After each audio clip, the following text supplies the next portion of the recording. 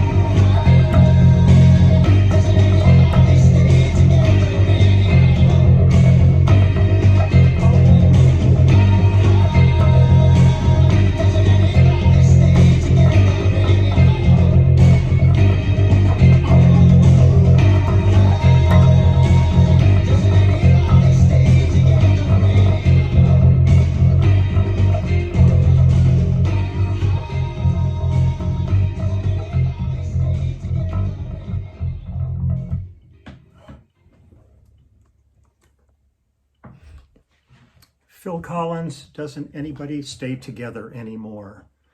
When I found that one, I just had totally forgotten about that song. So it was really great to dig it up. Sorry for all the kind of clattering here. I'm trying to dig in here, in this balance. It's just so kind of weird having that little track, because I would love to have the track cranked and be like deep down inside of it, really digging in. But, it's kind of weird. But Frankenstein is back again. That's what I used on the track. This is my absolute perfect utility instrument. It works for just everything.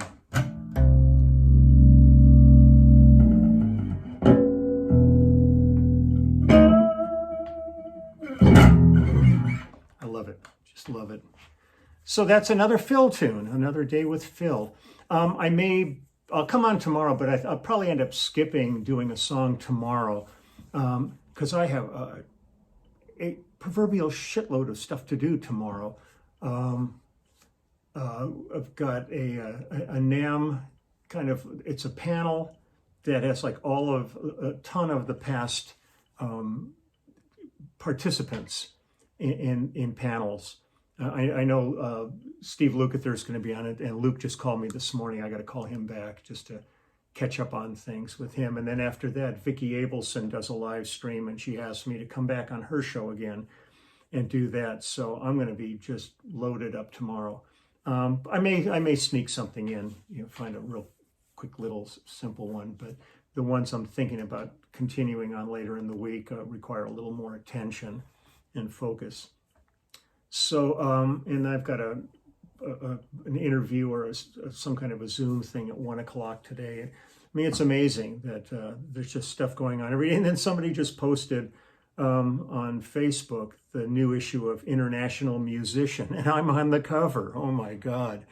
But at least people have something to wrap fish in now. So it's kind of make, you got kids at home, just tear it up and make some paper mache dolls or something like that. I always loved working with paper mache.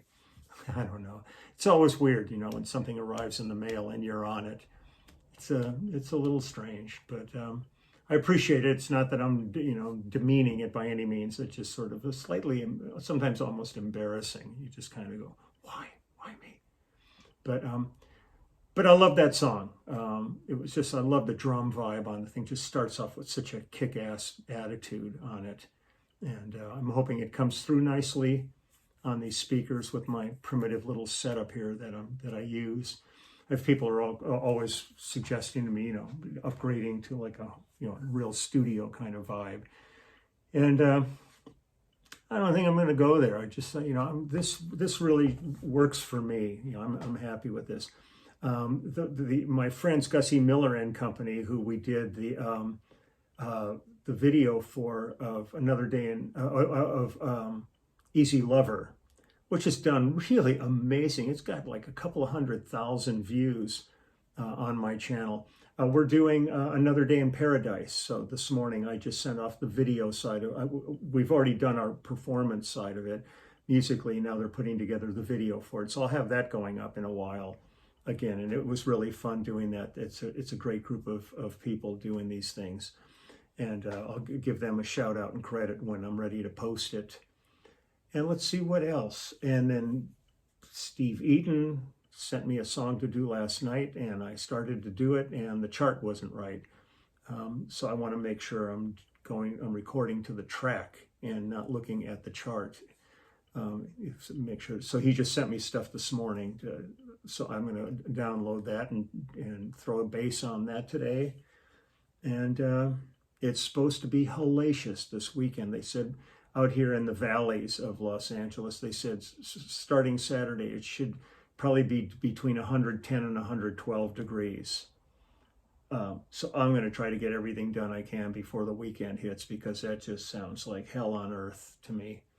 And I'm hoping that that's a momentary, lapse in weather, and it will get back to normal really quick. But and that's really about it. I hope everybody has a good day. Now, some people keep writing to me, and it's their right and privilege to do so, but that just keep talking about, how the masks and all that stuff is really nonsense. They're more dangerous to you than anything, and that this is all kind of a scheme going on to control people. And all I know is I've had friends that are sick. I've had friends that have died from COVID, and I have doctors writing me, and I speak with doctors all the time who say any of those people that feel that way should come down to the hospital and put in some time working with the patients.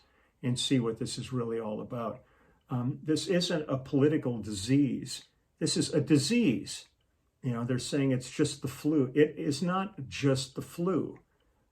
It may be a mutation of some kind of a flu, but if you think this is phony, go talk to the couple 100,000 families now that have lost family members to this. It's not, they're not going to suddenly rise up.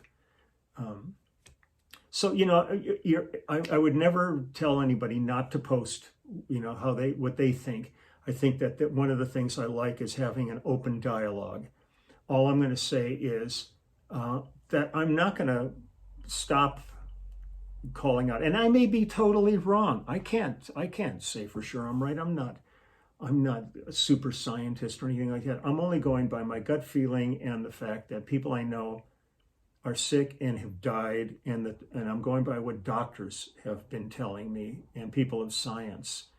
And so I want to keep my page an open dialogue page in comments. People can, if they think I suck, it's amazing. I put my video up and almost instantly there's a thumbs down every day. No matter what, if I put my dogs up, somebody's got a thumbs down. I have no idea what kind of a headspace that whoever's doing that is in. There's no way to know who it is.